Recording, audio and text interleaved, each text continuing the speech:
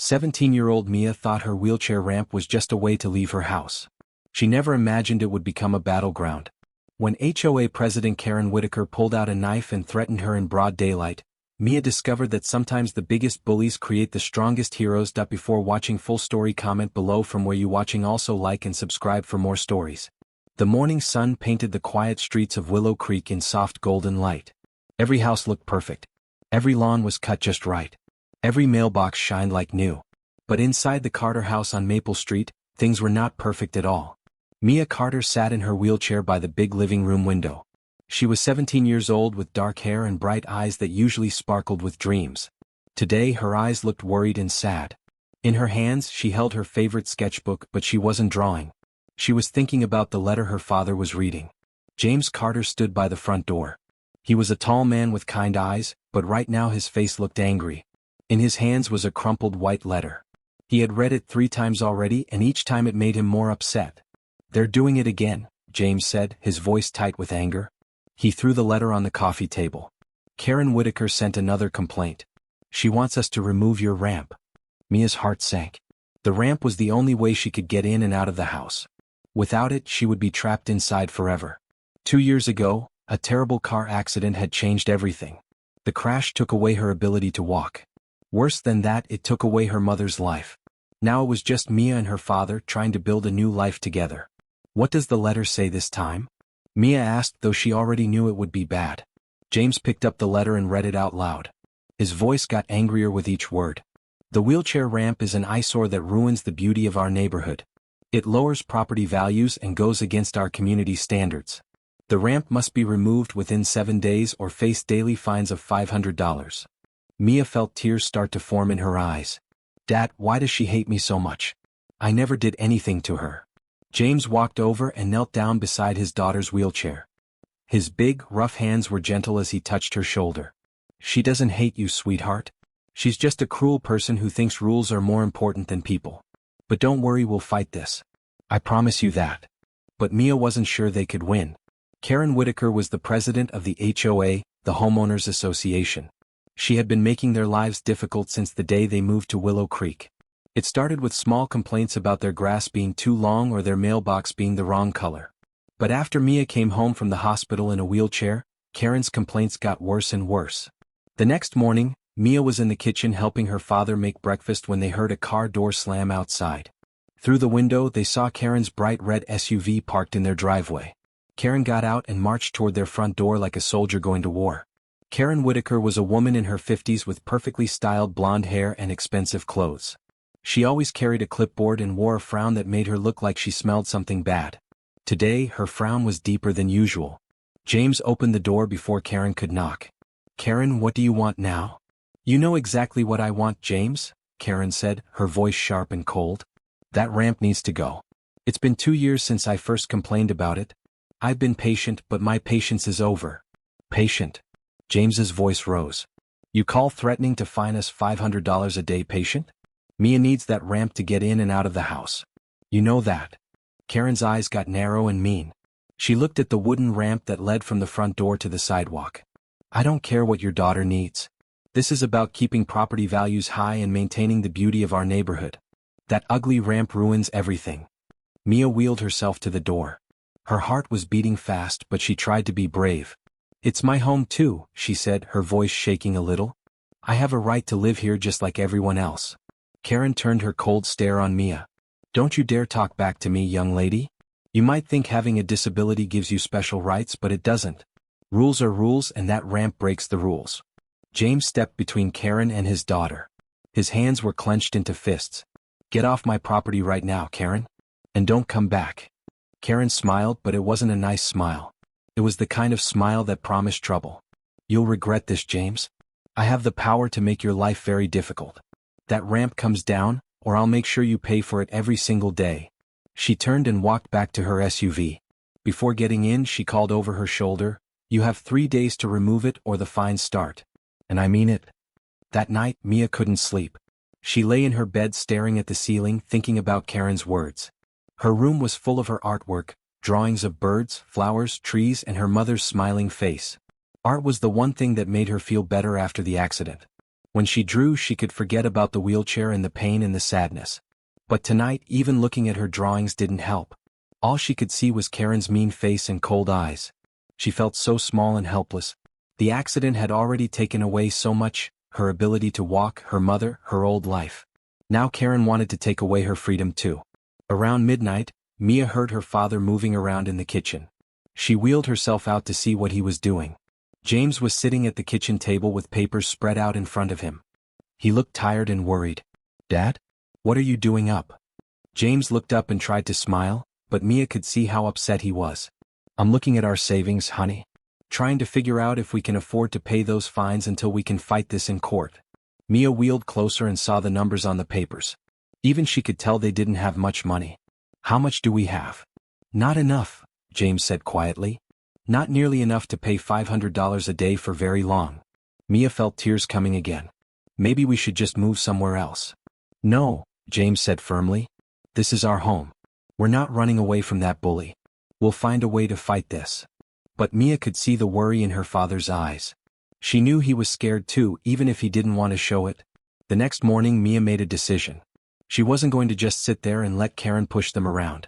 She opened her laptop and went to the Willow Creek Neighborhood Forum, a website where all the neighbors could talk to each other and share news. Mia started typing. Her fingers moved quickly across the keyboard as she told her story. She wrote about the car accident that killed her mother and left her in a wheelchair. She wrote about how the ramp was her only way to leave the house and be part of the world. She wrote about Karen's threats and the daily fines. "I'm not asking for special treatment," Mia typed. "I just want to live like everyone else. The ramp doesn't hurt anyone. It just helps me get in and out of my own home. Please help me keep it."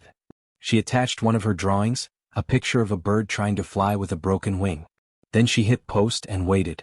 Within an hour, the responses started coming in. Mrs. Lopez from across the street was the first to comment. "Mia, you are so brave to share your story. We support you 100%. Mr. Patel from 2 houses down wrote, "This is outrageous. Karen has gone too far this time. That ramp stays." More and more neighbors started commenting. People Mia had never even met were saying they supported her. Some shared their own stories about dealing with Karen's bullying. Others offered to help however they could. But then Karen saw the post. Her response was quick and mean. "This is nothing but a sob story to try to break the rules. The ramp is illegal according to our HOA guidelines. I don't care about her sad story, rules are rules." Some of Karen's friends supported her, but most people were angry at her response. The post got more and more comments as the day went on. By evening, over 100 people had seen it. Mia's story didn't stay in the neighborhood forum for long. Someone shared it on Facebook. Then someone else shared it on Twitter. By the next day, thousands of people were reading about Mia's fight with Karen. Mia was amazed by all the support. People from other cities and even other states were sending her messages of encouragement. "Don't give up," they wrote. "You're an inspiration. Fight for your rights." But the attention also made Karen angrier. She started posting more often on the forum, defending herself and attacking Mia's family. "This family moved into our neighborhood and wants to change our rules to suit them," she wrote. "If we let them get away with this, who knows what ugly changes they'll make next?" Mia decided to respond with art instead of words. She drew a picture of a bird in a cage, its wings clipped but its eyes fierce and determined. She posted it online with a simple caption, "This is how I feel. Trapped but still fighting." This drawing got shared even more than her first post. News websites started picking up the story. A local TV station called and asked if they could interview Mia. Suddenly, her small neighborhood fight had become a big story about disability rights and community bullying. Karen was not happy about the attention. She posted angry messages about how Mia was trying to embarrass her and make her look bad. She threatened to sue Mia's family for defamation. She called them troublemakers and said they should move out of the neighborhood if they didn't like the rules. But for every mean comment Karen made, 10 more people supported Mia. The girl who had felt so alone and helpless was learning that she had more friends than she ever imagined. 2 days after Mia's bird drawing went viral, she was sitting in her front yard sketching the big oak tree when Karen came storming over. Karen's face was red with anger, and she was breathing hard like she had been running. "You think you're so clever, don't you?" Karen yelled as she got closer. "You think you can humiliate me online and get away with it?" Mia looked up from her sketchbook, her heart starting to beat faster. Karen looked angrier than she had ever seen her before. "I'm just telling the truth," Mia said, trying to keep her voice steady. You're trying to take away my freedom. Freedom? Karen laughed, but it wasn't a happy sound. You want freedom? I'll show you what happens when you mess with me, you little brat. Karen reached into her purse and pulled out a small pocket knife. The blade was only a few inches long, but it caught the sunlight and glinted like a threat. She held it up near Mia's face, close enough that Mia could see her own reflection in the metal. You'll learn to respect me, Karen hissed. You and your father both. I'm tired of being made to look like the bad guy when I'm just trying to keep this neighborhood nice. Mia froze. Her wheelchair suddenly felt like a trap. She couldn't run. She couldn't move quickly. She couldn't defend herself. All she could do was sit there and stare at the knife in Karen's hand. Please, Mia whispered, tears starting to flow down her cheeks. Please don't hurt me. I'm sorry if I made you mad. Just put the knife away. Karen smiled that mean smile again. Are you scared now? Good. Maybe now you'll learn to mind your own business and follow the rules like everyone else. But what Karen didn't know was that Mrs. Lopez was watching from her window across the street. And Mrs. Lopez had a doorbell camera that was recording everything. Mrs. Lopez couldn't believe what she was seeing. Karen Whitaker, the HOA president, was threatening a disabled teenager with a knife. She grabbed her phone and called 911 immediately. There's a woman threatening my neighbor with a knife, she told the operator. She's in a wheelchair and can't get away. Please send someone right now. While she waited for the police, Mrs. Lopez downloaded the video from her doorbell camera. The footage was crystal clear. You could see Karen pull out the knife. You could see her wave it at Mia. You could see the terror on Mia's face. Mrs. Lopez didn't waste any time. She uploaded the video to the neighborhood forum with a simple message. This is who Karen Whitaker really is. She threatened a disabled child with a knife. The video spread faster than anything Mia had posted. Within minutes, neighbors were sharing it and commenting in shock and outrage. This is assault, wrote Mr. Patel. Someone call the police, wrote Mrs. Chin. Karen has completely lost her mind, wrote Mr. Johnson. By the time the police arrived, Karen had already gone back to her house. But the damage was done. The video was everywhere and everyone had seen what really happened. Officer Rivera was the first police officer to arrive. She was a kind woman who had been a police officer for 15 years. She had seen a lot of bad things, but seeing someone threaten a disabled child with a knife made her especially angry. Are you hurt? She asked Mia gently. Mia was still shaking, but she managed to answer. No, she didn't touch me. But I was so scared. I thought she was going to hurt me. Officer Rivera took careful notes as Mia told her story. Then she watched the video that Mrs. Lopez had recorded. When she was finished, her face was serious. This is assault with a deadly weapon, she told Mia and James. Even though she didn't touch you, threatening someone with a knife is a serious crime. We're going to arrest her. Within 2 hours, Karen Whitaker was in handcuffs. The police had watched the video, taken statements from Mia and Mrs. Lopez, and gone to Karen's house to arrest her.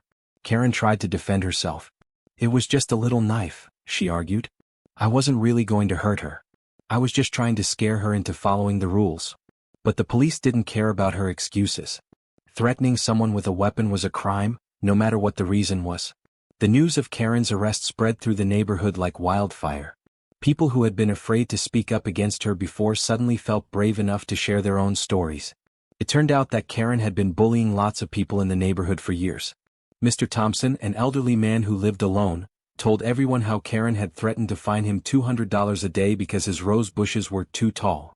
Mrs. Johnson shared how Karen had made her repaint her house twice because the color wasn't approved.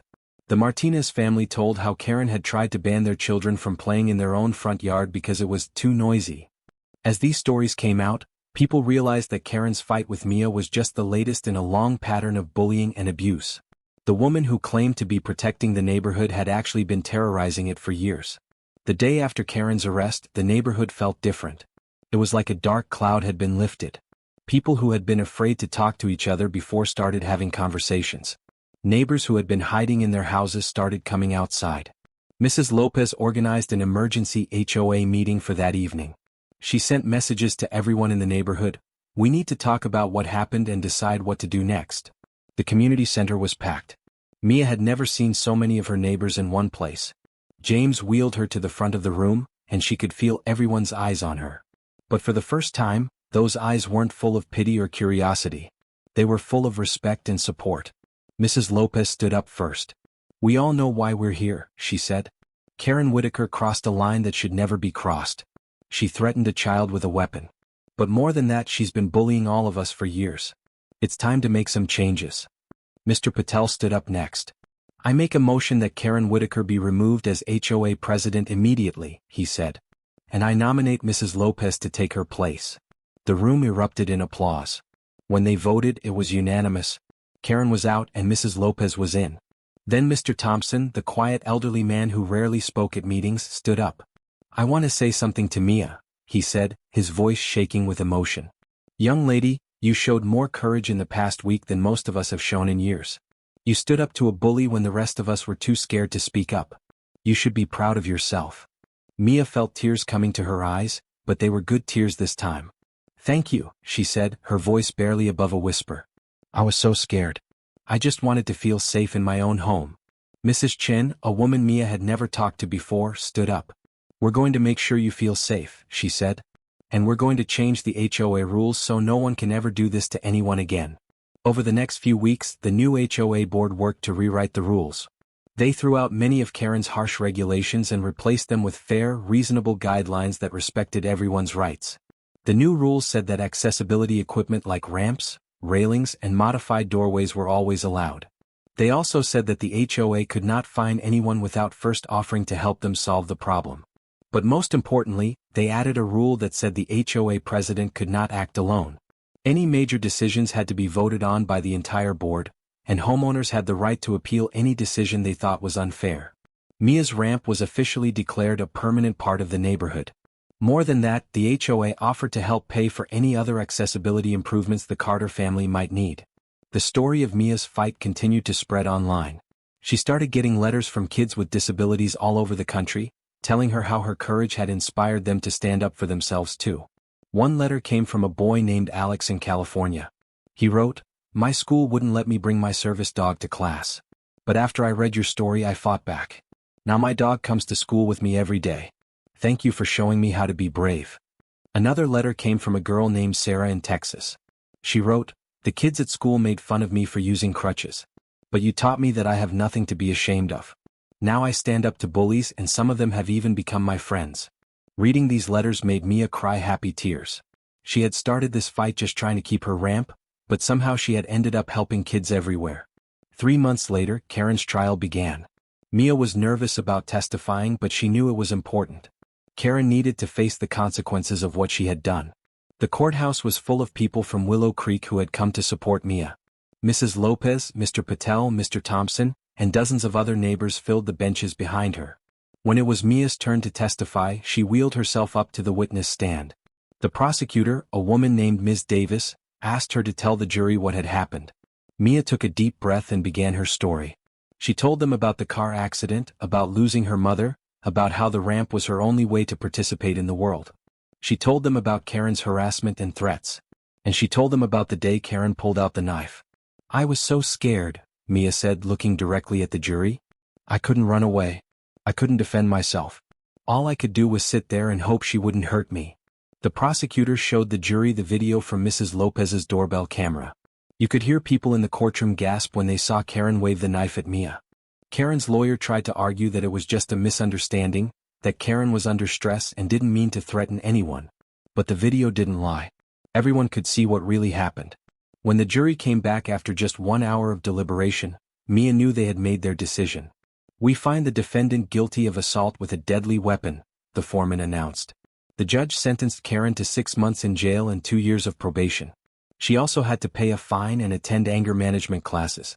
As Karen was led away in handcuffs, she looked at Mia one last time. But Mia didn't look away. She had faced her fear and won. After the trial, life in Willow Creek settled into a new, happier rhythm. The neighborhood that had once been quiet and tense became warm and welcoming. Neighbors started talking to each other again. Kids played in the streets without fear of getting in trouble. Mr. Patel started a community garden in the empty lot at the end of the street. He asked Mia to design a mural for the garden shed, and she created a beautiful painting of flowers and butterflies that made everyone smile. Mrs. Lopez organized block parties where neighbors could get to know each other better. At the first party, they set up easels and asked Mia to display some of her artwork. Kids ran up to her, asking about her drawings and her wheelchair. Their questions were curious and kind, not mean like they used to be. For the first time since the accident, Mia felt like she truly belonged somewhere. But the best surprise came in the mail 6 months later. It was a letter from the Hartford School of Art, one of the best art schools in the country. They had heard about Mia's story and seen her artwork online. They were offering her a full scholarship to attend their program after she graduated from high school. "We believe your unique perspective and courage would make you an excellent addition to our community," the letter said. "We also want you to know that our campus is fully accessible, and we have support services to help students with disabilities succeed." Mia read the letter 3 times before she could believe it was real. Her dream of going to art school was actually going to come true. That evening she sat on her front porch with her father, watching the sunset paint the sky in shades of pink and gold. The ramp beneath her wheelchair was solid and permanent, no longer under threat. "I'm proud of you, Mia," James said, squeezing her hand. "You turned something terrible into something beautiful." Mia smiled and opened her sketchbook to a fresh page. "I'm proud of me too, Dad." She began to draw a picture of a bird soaring high above the clouds, its wings spread wide and strong. It was free and it was flying toward the sun.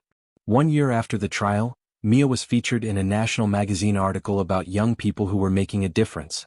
The article included several of her drawings and told the story of how she had stood up to bullying and changed her entire community. The story inspired other neighborhoods to look at their own HOA rules and make sure they weren't discriminating against people with disabilities. Mia started getting invitations to speak at schools and community centers about standing up for what's right. Karen served her 6 months in jail and moved away from Willow Creek when she got out. Her house was bought by a young family with twin toddlers who loved to play in the yard. They planted flowers along the edges of Mia's ramp and always waved when they saw her coming home. Mrs. Lopez was re-elected as HOA president by a unanimous vote. Under her leadership, Willow Creek became known as one of the most welcoming and inclusive neighborhoods in the city. Mia graduated from high school with honors and was accepted to several art schools. She chose Hartford, and her scholarship covered everything: tuition, room and board, art supplies, and even special equipment to make her dorm room fully accessible. On the day before she left for college, Mia created one final drawing for her bedroom wall. It was a simple picture of a feather floating in the wind, carried by currents that would take it to new and exciting places. She signed it at the bottom, "Free at last, Mia Carter, class of 2025. As she packed her art supplies for the journey ahead, Mia thought about how much her life had changed. A year ago she had felt trapped and powerless. Now she was heading off to follow her dreams, with the love and support of an entire community behind her. The ramp that had started all the trouble was still there, as sturdy and important as ever. But now it wasn't just Mia's path to freedom, it was a symbol of what could happen when ordinary people found the courage to stand up for what was right. And in neighborhoods across the country, other young people were finding their own courage, inspired by the story of a girl who refused to let anyone cage her dreams.